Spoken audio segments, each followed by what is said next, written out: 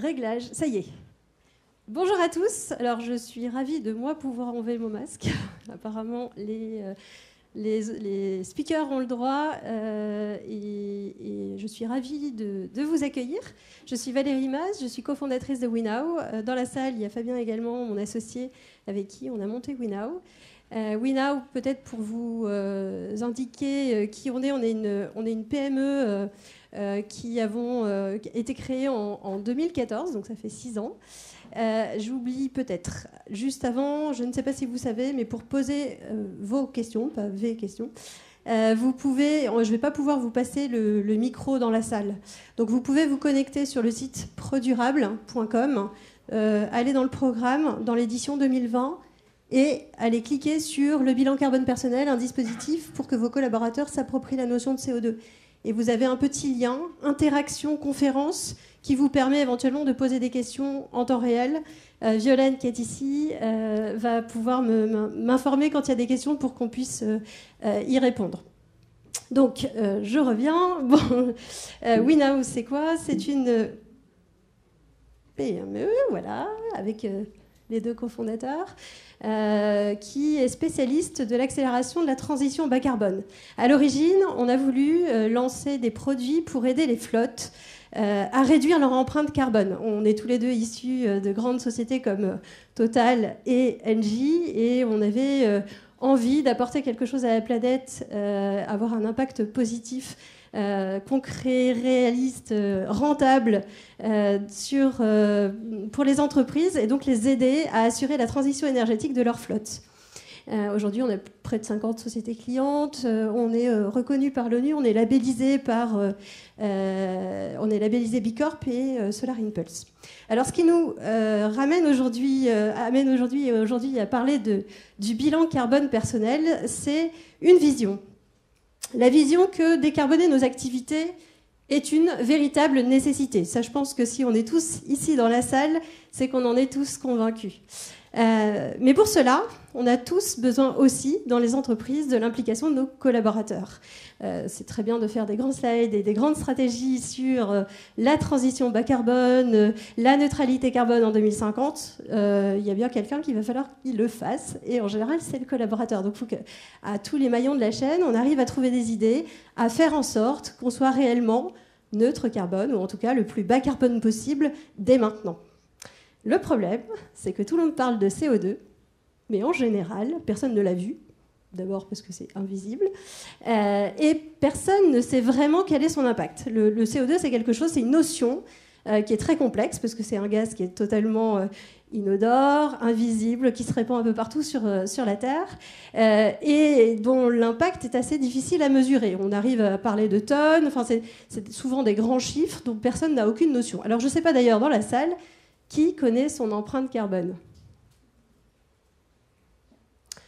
Bravo. Alors effectivement, on est dans une assistance où on est déjà avec un niveau d'expertise. En général, quand je pose cette question-là, dans la plupart des entreprises dans lesquelles on va, il y a peut-être une personne sur 30 qui répond par l'affirmative. Donc on est quand même très très loin. Et c'est vrai que c'est le CO2, le carbone, la décarbonation, on en entend parler dans les médias, on en entend parler dans les stratégies d'entreprise, mais finalement, c'est quoi le CO2? Et quoi de mieux pour sensibiliser quelqu'un, pour sensibiliser un collaborateur, que de parler de son cas personnel, de lui parler de son propre bilan personnel. En équipe, on a fait ce test, on a essayé, on s'est dit, ben tiens, au fait, pourquoi on ne testerait pas nous-mêmes et on ferait des comparaisons entre nous, et on a vu qu'effectivement, on a des cas totalement différents, on a des appétences aussi totalement différentes, et des envies aussi de réduire, ou des freins à réduire différentes selon les personnes. Mais ce qui est intéressant, c'est qu'à partir du moment où on comprend à titre personnel combien on émet de CO2 dans l'alimentation, dans le logement, dans le transport, on comprend beaucoup mieux aussi comment réduire, et potentiellement on devient aussi acteur autour de nous, parce que c'est quelque chose qui est beaucoup plus clair pour nous, parce que la notion de CO2 prend un peu plus de sens quand on la ramène à soi.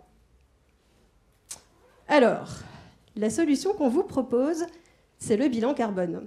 Ça se passe en 2 étapes.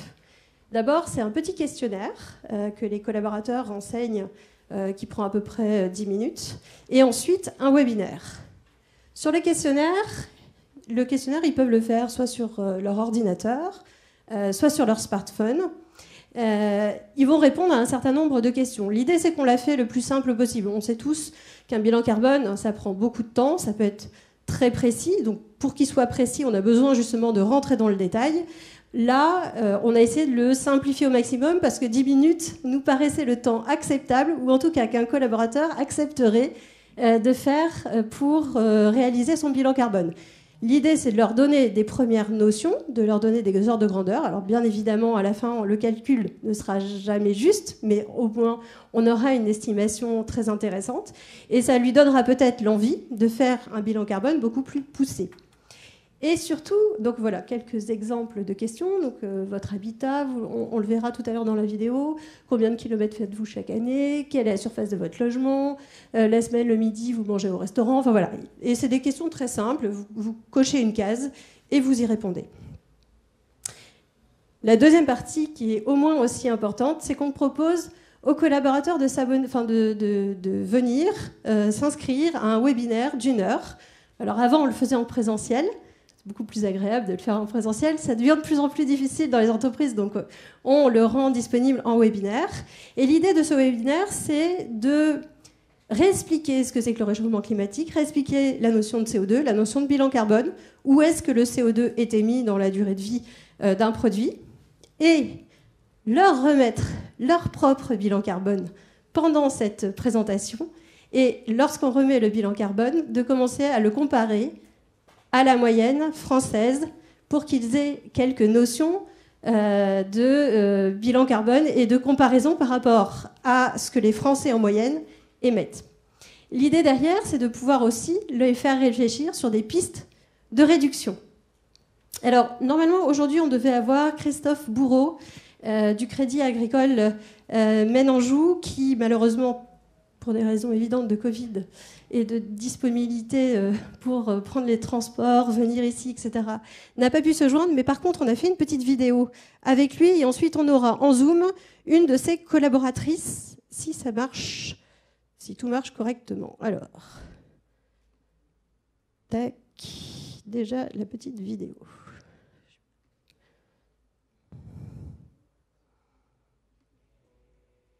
Bonjour à toutes et à tous. Donc, je suis Christophe Bourreau, responsable du service mutualisme au Crédit Agricole de l'Anjou et du Maine.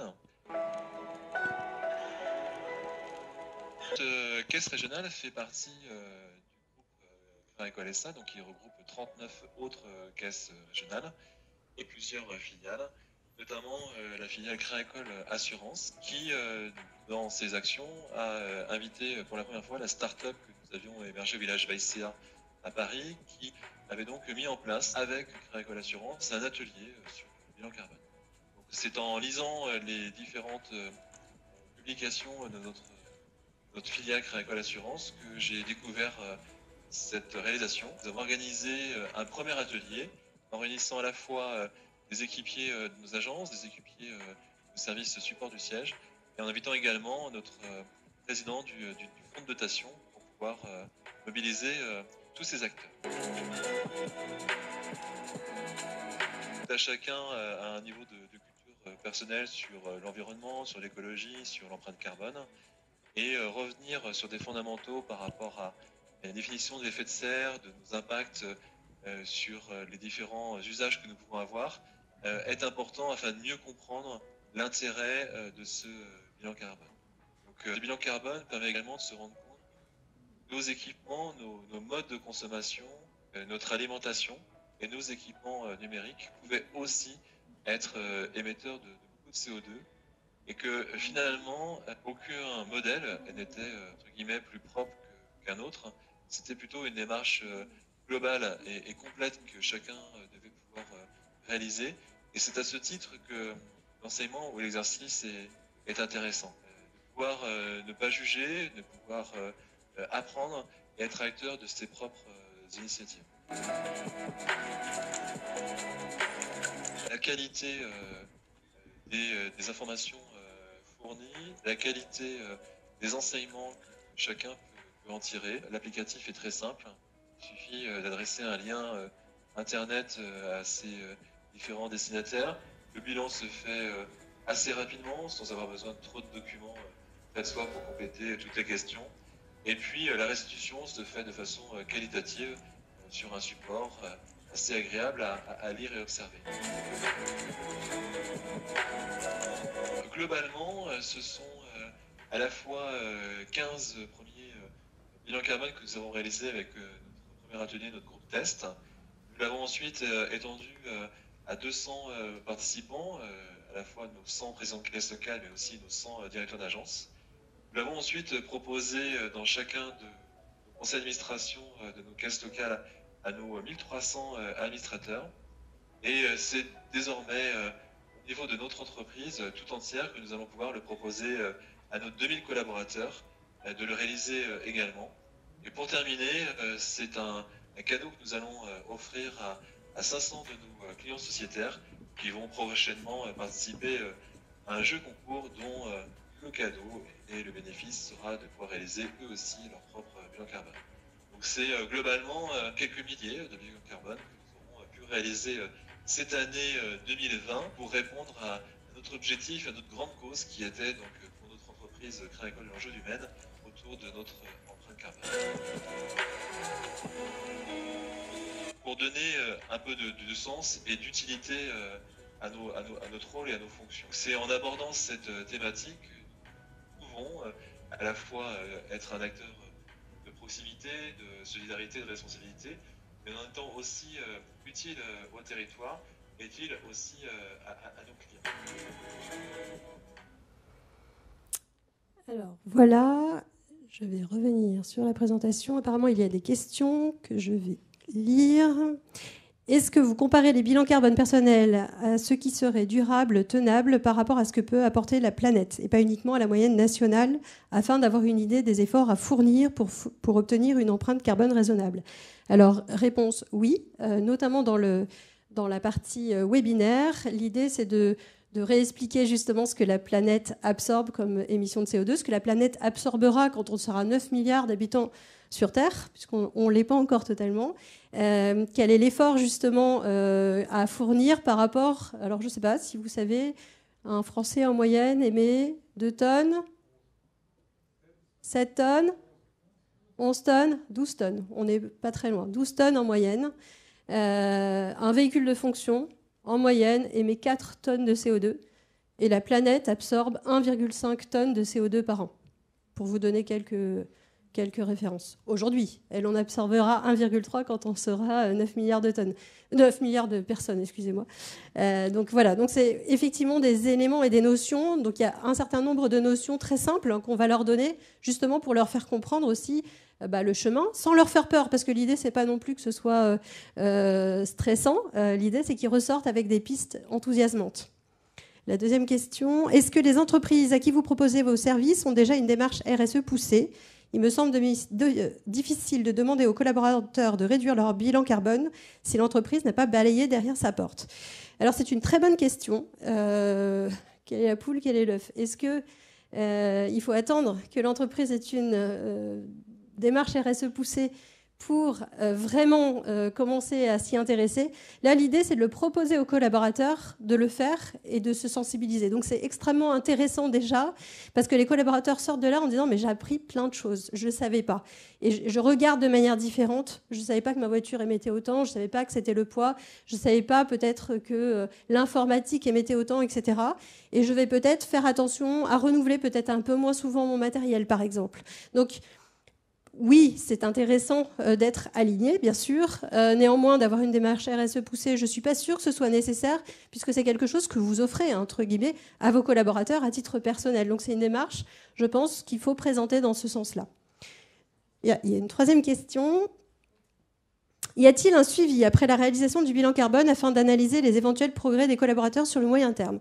Alors oui, on peut vous le proposer. On a notamment des outils de suivi pour les voitures, par exemple, et d'éco-conduite. Mais on le propose pour l'instant beaucoup dans les entreprises déjà en matière de sensibilisation. Donc c'est une démarche très simple.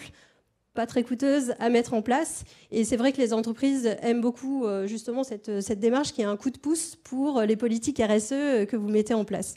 Ce que je vous propose, c'est qu'on rejoigne la collaboratrice de Christophe. Tac. Comment je fais ?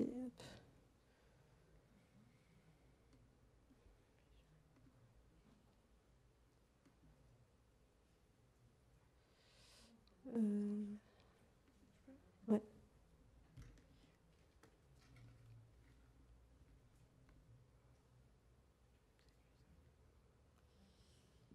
Alors pendant ce temps, n'hésitez pas si vous avez d'autres questions. Désolée, la technique n'est pas forcément...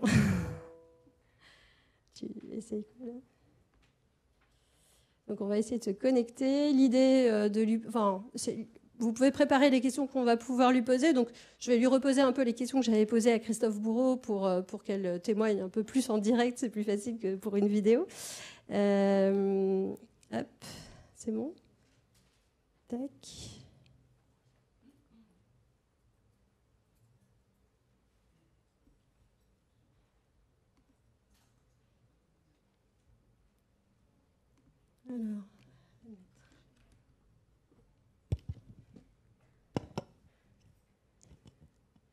Alors, bonjour Nathalie. Est-ce que vous nous entendez? Alors, tu n'as peut-être pas mis le micro. Vas-y, voilà.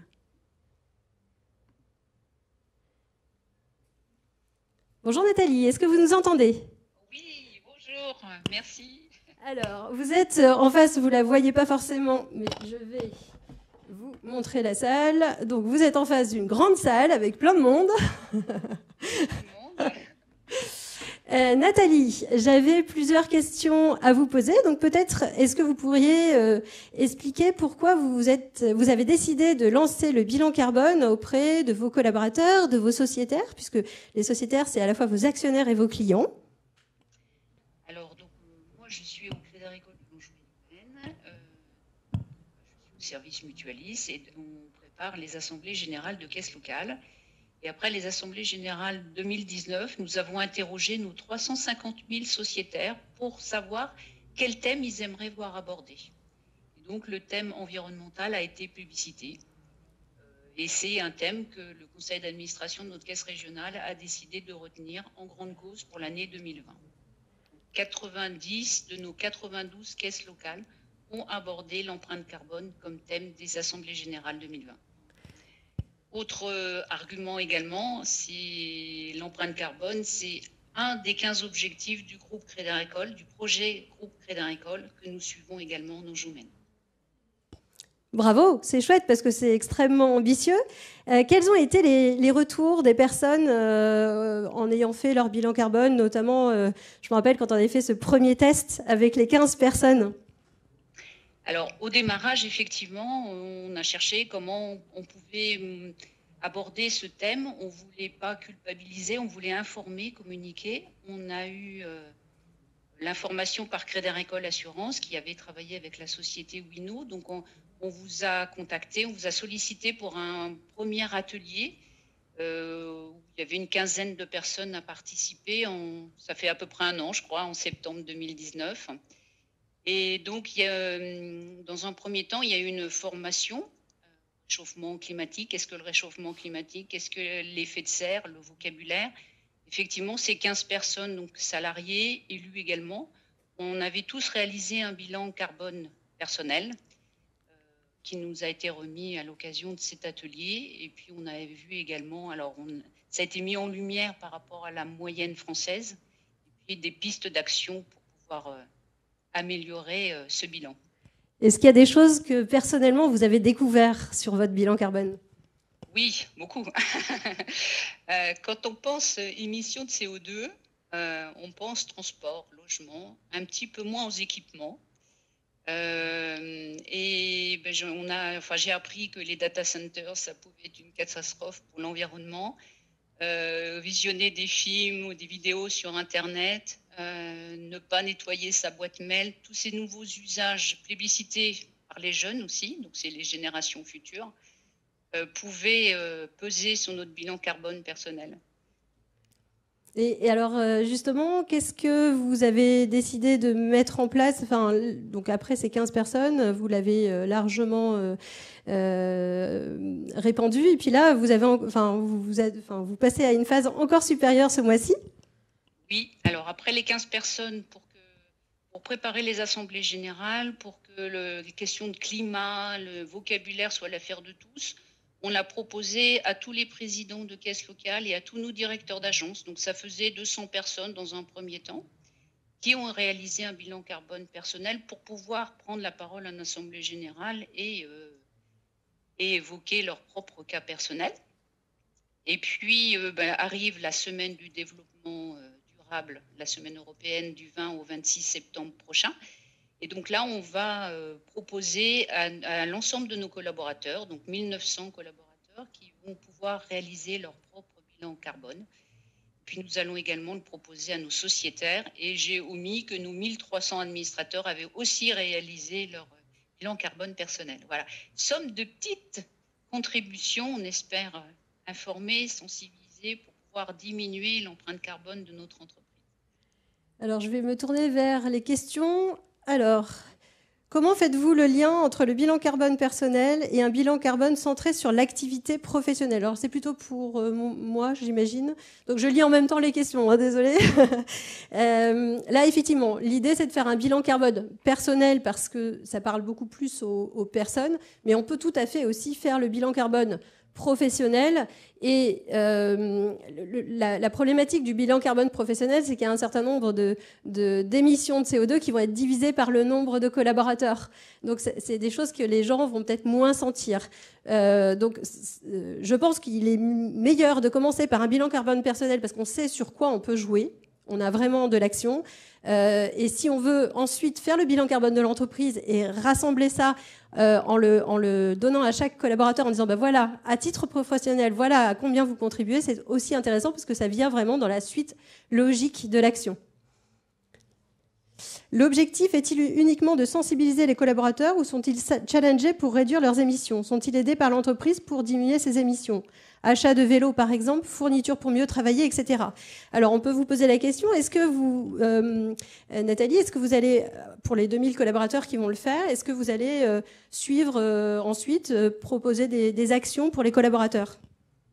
Alors, c'est vrai que dans un premier temps, comme vous le disiez, c'était plus à titre personnel, que chacun puisse connaître l'effet qu'il a en tant qu'émission de CO2 et pouvoir, à titre personnel, par exemple, diminuer d'1 degré son chauffage. Ça permet aussi de jouer sur son bilan carbone.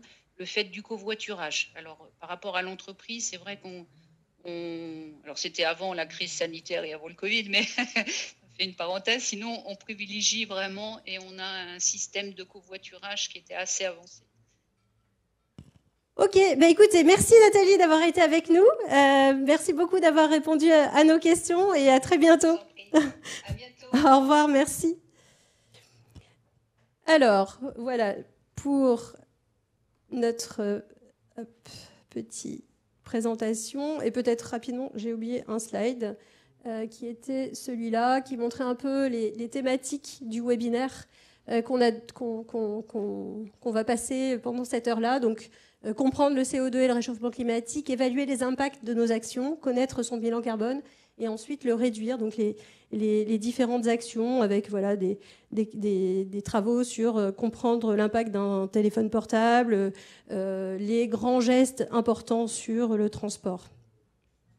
Alors, j'ai quelque chose, donc WinHouse, c'est notre envie, hein, c'est d'aider chacun et notamment chaque entreprise à mesurer, réduire et compenser les émissions. Et à ce titre, je suis très fière d'appeler Fabien et Cyril parce que nous avons une annonce à vous faire. En parallèle de ce que nous avons fait jusqu'à maintenant, nous avons un nouveau projet. Alors, je vais peut-être vous laisser vous présenter, peut-être. Bonjour à tous, je m'appelle Cyril Brûlé, donc je travaille à l'Office national des forêts et je suis chef de produit carbone au niveau national. Donc en gros, mon but, c'est d'accompagner les équipes de l'ONEF en interne à proposer des projets carbone, donc typiquement éligibles au label bas carbone, et derrière aussi faire la relation avec les financeurs en externe pour pouvoir financer ces projets. Donc, je vais garder le masque. Fabien Carimalo, cofondateur.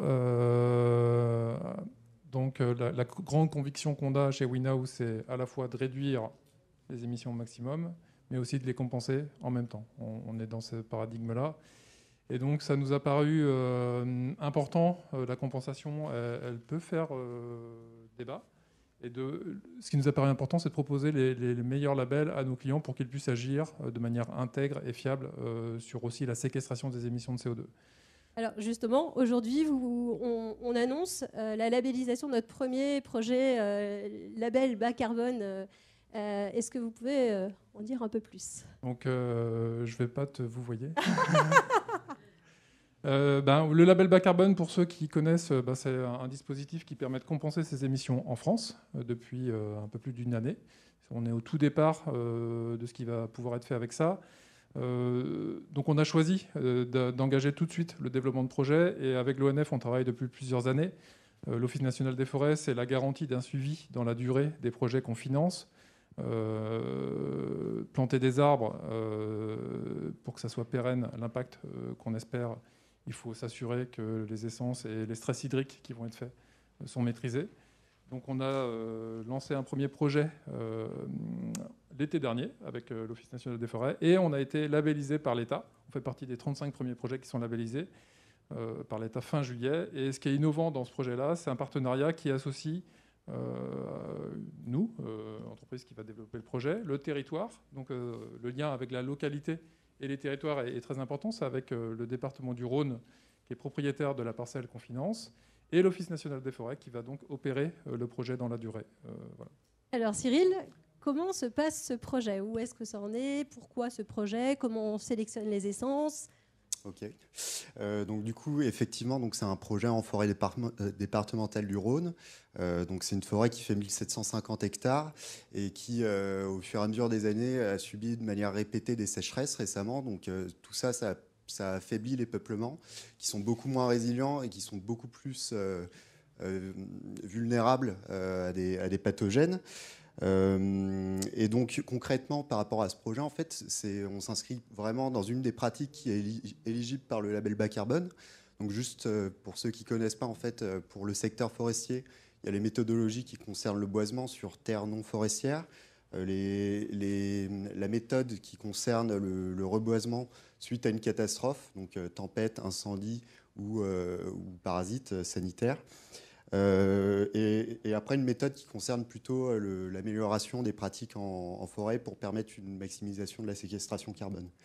Et donc là, typiquement, donc, sur ce projet en forêt de la Pyramide, on est sur du reboisement après dépérissement, donc complètement éligible au label bas carbone. Et ce qu'on a commencé par faire avec ce projet, c'était déjà d'estimer, donc de faire une étude pour estimer quel serait le gain carbone potentiel lié à la plantation et aux entretiens, comparé à un scénario de référence où finalement on n'avait pas les financements pour faire le reboisement et la séquestration carbone aurait été plutôt faible sur la parcelle. Donc ça c'est la première étape. Et derrière, ce qui est intéressant aussi avec ces projets-là, c'est qu'en fait, le forestier peut vraiment avoir un choix sur les essences qu'il va reboiser, au lieu d'être dépendant de ce qui était déjà là. Donc en l'occurrence, c'était du sapin. Il a dépéri, donc ça veut dire qu'il était plutôt vulnérable au changement climatique. Là, on va vraiment pouvoir être acteur et choisir les essences avec lesquelles on va reboiser. Donc, en l'occurrence, on a choisi du cèdre, du pin et divers feuillus. Et donc, in fine, donc, on est très content d'avoir obtenu la labellisation à ce jour-là. On va pouvoir engager les travaux et ça représente 8500 arbres qui vont être plantés sur une surface de 5 hectares. Merci. Et alors, pourquoi avoir choisi de travailler avec WinNow sur le développement ? Alors, nous, à l'heure actuelle, je suis allé faire un petit tour sur le site de l'ONF ce matin. Ce qui m'a frappé, c'est l'ensemble. Quand on regarde les actualités de l'ONF, on fait face à plein de conséquences du changement climatique à l'heure actuelle. Donc, des dépérissements massifs dans des chênaies, des incendies qui commencent à toucher toutes les zones de la France. Donc voilà, donc vraiment, le changement climatique, c'est plus quelque chose qui relève de la projection, c'est quelque chose qui est devenu du réel, qui impacte notre forêt au quotidien. Donc ça, c'est le constat. En parallèle, lorsqu'on fait un projet de reboisement, ça peut représenter des coûts conséquents, de l'ordre de 5 000 à 10 000 euros par hectare. Donc vraiment, pour nous, gestionnaires forestiers publics, il y a un énorme enjeu pour trouver les financements. Et dans ce cadre-là, on est très content de travailler avec WINAO, qui peut nous apporter ces financements et qui s'inscrit vraiment dans une démarche, vraiment dans la démarche en fait, de compensation, avec d'abord, on l'a vu avec la présentation précédente, d'abord commencer par éviter et réduire les émissions dans les entreprises pour ensuite, derrière, s'intéresser aux projets de compensation. Donc on arrive en bout de chaîne et finalement, on est vraiment dans la logique la plus durable. Donc voilà, nous, on est très contents de travailler avec WINAO pour ces questions-là. Génial. Alors Fabien, je vais te tutoyer puisque tu souhaites absolument que je te tutoie. Alors quels sont les projets de WINAO ? Pourquoi se lancer dans le label bas carbone ? Alors pourquoi le label bas carbone ? Nous, notre mission, c'est réduire l'empreinte carbone au maximum. On ne veut pas être du tout dans l'idéologie ou dans le débat, mais dans le pragmatisme, dans aussi l'apport de la création de valeur pour nos clients. Donc c'est possible de former 100% de ses collaborateurs à un premier niveau d'éducation sur le bilan carbone. On a aussi une solution, par exemple, sur la mobilité qui permet de réduire de 15% la consommation de carburant. Enfin, on veut être très concret, très pragmatique, et il faut aussi que ça soit rentable pour les entreprises. Et donc, sur la partie compensation carbone, nous, depuis 6 ans, depuis notre développement, c'était intéressant de pouvoir proposer des projets internationaux qui sont moins onéreux que des projets qui sont développés en France. Mais à un moment donné, la logique de territoire, de collectivité, de sens local, d'accessibilité aux projets qu'on va financer et auxquels on va contribuer pour séquestrer le CO2 est un levier très intéressant pour créer une solidarité locale et aussi pour mener ces activités. En fait, d'un point de vue, on l'a vu chez des clients, répondre à des appels d'offres en mettant en avant ces actions de financement locaux permet de gagner des parts de marché. Donc aujourd'hui, nous, on veut maîtriser cette partie de la création de valeur en développant les projets pour favoriser un maximum de transparence et favoriser l'intégrité des projets qui sont menés. Et donc, on est en phase de développement. Donc, on a ce premier projet. On a des financeurs déjà qui sont derrière nous. Et on a une dizaine de projets là qui représentent une centaine d'hectares. Là, on parle de 5,3 hectares en région Rhône. Mais on est déjà sur des projets parce que la sécheresse, vous en avez entendu parler cet été, c'est une vraie contrainte qui s'accélère sur les forêts françaises. On a vu des incendies en dessous de la Loire. Enfin, voilà, ça devient matériel. Et donc, on a un levier d'action là qui est rendu possible par le label bas carbone qui apporte des garanties intéressantes. Et donc, on est dans une dynamique en fait, de constitution de partenaires qui vont contribuer, au-delà de la démarche qu'on peut leur proposer sur la mesure et la réduction, qui vont pouvoir contribuer financièrement au financement de puits de carbone de cette manière-là. Donc, on développe des projets sur des parcelles, sur des volumes encore plus importants aussi, ce qui est un levier pour optimiser le prix du carbone associé. Alors, il y a plusieurs questions. La première, je vais vous l'adresser à tous les deux. Fabien, tout à l'heure, tu as dit le label bas carbone peut faire débat. La question, c'est pourquoi la compensation peut faire débat. Pourquoi la compensation peut-elle faire débat ? Ça serait intéressant d'avoir vos apports tous les deux. La compensation carbone, en fait, c'est une solution climatique, mais en fait, le défaut de cette solution, c'est que quand vous compensez, et historiquement, il y a des sociétés qui expliquent qu'elles sont neutres carbone parce qu'elles ont compensé 100% de leur bilan carbone. Le problème de ce statut-là, c'est qu'il passe complètement à côté de ce que ça veut dire la neutralité carbone. La neutralité carbone, c'est un processus de transformation des opérations des entreprises qui doit guider l'entreprise sur une trajectoire. Mondialement, il faut être sur 5% par an de réduction des émissions pour espérer être sous les 2 degrés. La stratégie nationale bas carbone en France, on va passer de plus de 130 millions à 2 ou 3 millions à horizon 2050. Ça veut dire quoi ? Ça veut dire réduire de 10% par an les émissions du secteur transport. C'est juste plus qu'un Covid. Donc une entreprise qui fait que de la compensation passe à côté de l'enjeu. Donc c'est pour ça que ça peut faire débat et c'est pour ça que ça peut être rejeté par la société civile également. On l'a vu un peu sur la communication qui a été faite au moment d'Air France qui finance des projets et qui a une action positive sur la compensation carbone. En fait, la société a compris qu'il fallait aussi réduire et modifier les usages. Donc c'est important pour éviter ce débat-là, d'être dans le pragmatisme absolu et d'être aussi engagé sur la réduction que sur la compensation. Et après, on peut aussi imaginer, c'est un peu ce qu'on réfléchit avec nos partenaires, c'est d'essayer de répartir les investissements en termes de proportion sur la réduction à la source et la compensation pour aller chercher un maximum de transformation, en fait. Cyril, votre avis sur justement la compensation carbone ? Je pense par rapport au label bas carbone de manière plus spécifique, le label, il n'a pas pour objectif de certifier la démarche de l'entreprise qui va financer le projet. En gros, elle va certifier la qualité et l'intégrité du projet et vérifier que le projet est additionnel. Donc ça, c'est vraiment une notion qui est centrale dans les projets bas carbone qui sont développés par l'ONEF, mais aussi par d'autres porteurs de projets. L'idée, c'est vraiment de s'inscrire dans un cas où, sans les financements liés au carbone, on n'aurait pas pu faire ce projet et du coup, on n'aurait pas pu avoir des réductions d'émissions. Donc, en tout cas, pour les solutions, enfin pour les projets qui sont proposés par l'ONF, au-delà de ce débat sur l'entreprise, et je pense que c'est vraiment aux entreprises de faire le travail en interne, travailler sur la réduction et sur l'évitement de leurs émissions. En tout cas, du côté des projets qui sont inscrits dans le label, il n'y a pas de doute sur leur intégrité environnementale. Merci beaucoup. Il y a une deuxième question, alors plus pour toi Fabien, qui est à part d'émissions réduites et compensées chez WeNow jusqu'à présent. Alors, c'est intéressant. On pourrait dire, WeKnow, que depuis notre fondation, on est carbone négatif, en fait, parce qu'on compense nos émissions à 200% chaque année. Et en fait, depuis le début, en fait, on fait notre bilan carbone chaque année. On l'a même, alors de manière atypique dans l'écosystème, on l'a mis en ligne sur le site de l'ADEME. Donc, vous pouvez connaître notre bilan carbone. C'est plutôt une obligation pour les entreprises d'une certaine taille. Et en fait, on est dans cette logique annuelle. Alors, on est une petite équipe, on est une dizaine de personnes, mais on s'applique aussi cette démarche-là, c'est-à-dire que tous les collaborateurs sont équipés d'un dispositif WeKnow sur la solution connectée s'ils utilisent leur véhicule. On favorise le télétravail. Donc, on a dû, là, l'année dernière, par rapport à l'année de référence, on a divisé par 40% notre bilan carbone. Et en fait, quand on est en phase de croissance, il faut limiter la progression de l'empreinte carbone et être dans l'efficacité opérationnelle. Donc, mais c'est vrai que le Covid a montré la possibilité de travailler à distance et typiquement notre organisation, on est beaucoup en remote et maintenant on est de plus en plus en remote. Alors l'enjeu, c'est de maintenir ce lien d'équipe, ce dynamisme d'équipe. Et donc les technologies nous aident, mais pas seulement aussi. C'est important aussi de voir les personnes. Peut-être que la question, parce que je n'ai pas forcément le détail, peut-être que la question portait sur ce qu'on aide les entreprises à faire, la part réduite et la part compensée. Ok.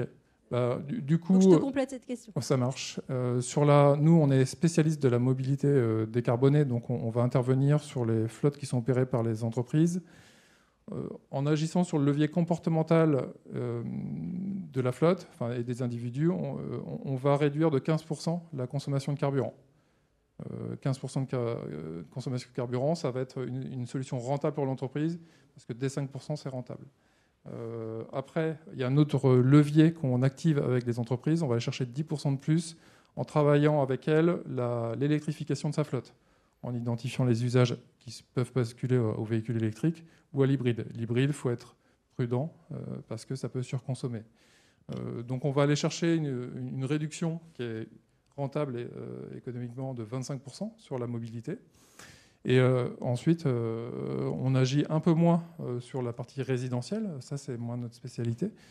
Mais par contre, on a de l'impact aussi via ces formations de sensibilisation qui est un peu moins facilement mesurable, mais qui permet de créer cette culture du CO2 et de la sobriété en fait, en interne. Écoutez, merci. Si vous avez d'autres questions, on peut rafraîchir encore. Non, j'en vois pas d'autres. Ce que je voulais vous dire, c'est que Diane, qui est ici, peut répondre à toutes vos questions. Elle va se tenir à la sortie sur le bilan carbone personnel, mais aussi éventuellement sur les formations digitales, parce qu'on met aussi à disposition des formations digitales. Fabien et Cyril sont à votre disposition pour répondre à toutes les questions sur le label bas carbone. Et Violaine et moi et Mathilde pouvons également répondre à vos questions sur d'autres sujets si vous le souhaitez. Donc, on vous lâche un peu en avance. 5 minutes en avance, ça vous laisse le temps d'aller à vos autres conférences. Et en tout cas, merci beaucoup d'avoir été parmi nous. Merci.